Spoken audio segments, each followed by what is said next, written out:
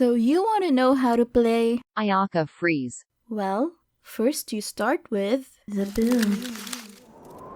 Freeze teams have a pretty easy outline to follow. You'll need 1 cryo DPS, 1 cryo support, 1 anemo that can crowd control, and 1 hydro applier and buffer. For this guide, I'll exclusively talk about Ayaya's freeze team.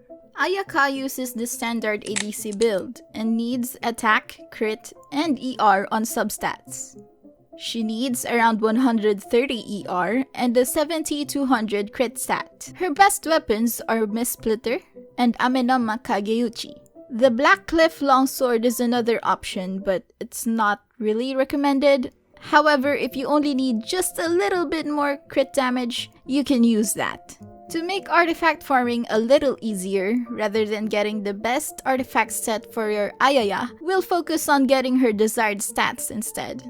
She can use any 2-piece of Blizzard's Trayer, Emblem of Severed Fate, Noblesse, and any of the attack sets. Cryo supports can vary from batteries to buffers to sub-DPSs. This slot is usually reserved for characters like Diona, Shenhe, Rosaria, Kaya, and even Chongyun. Their job is to hold the 4-piece Noblesse to buff the attack of the team and provide particles for your DPS. On the other hand, Anemo characters will provide resistance shred for cryo and gather enemies if the floor consists of mobs. The best characters to do both of these are Venti, Kazuha, and Sucrose. They will use 4-piece Viridescent Venerer and any support weapon available like the Favonius series and the Millennial Movement series. Last but not the least, Hydro Appliers and Buffers. The best characters in this slot are Mona and Kokomi.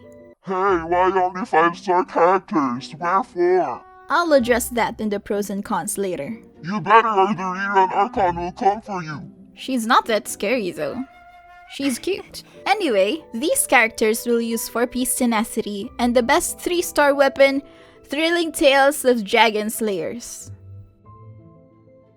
The rotation. The build part took a lot of time, so I'll be quick on this one.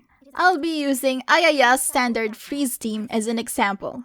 The rotation should remain the same whichever cryo support, anemo, or hydro character you choose. Start with Diona's skill and burst, switch to Venti, use his burst and skill, tap dash to cancel his skill animation, yes, this is important, switch to Mona and use her burst and skill, switch to Ayaka and dash towards the enemy. Make sure she hits an enemy to activate her passive. Use her skill and burst. While her burst is doing damage, use this time to funnel energy to Ayaka to start the next rotation again if needed. If not, do a 2 to 3 normal charge attacks and start the rotation again. My apologies. Look at you, Boozound. Time for takeoff. Decided by destiny. Shadows of fate. Embrace the ice!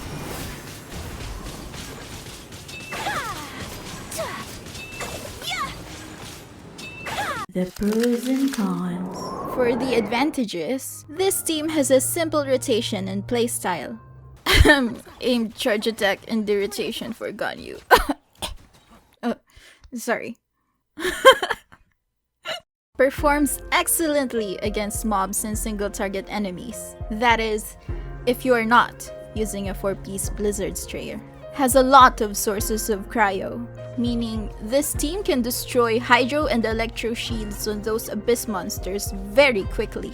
Now for the disadvantages. This team needs a highly invested Ayaka, since she's the only one doing most of the damage in the team. And if you use a 4-piece Blizzard's Trayer, the team's damage lowers significantly against bosses. This is because they can't be frozen. The 4-piece bonus of Blizzard's Trayer won't take effect, thus dealing lower damage. And lastly, this team lacks a good 4-star alternative for hydro appliers and buffers. This isn't the player's fault though, this is...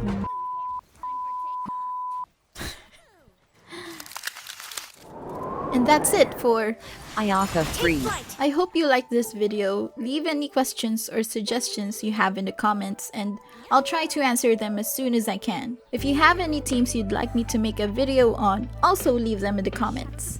See you in another video.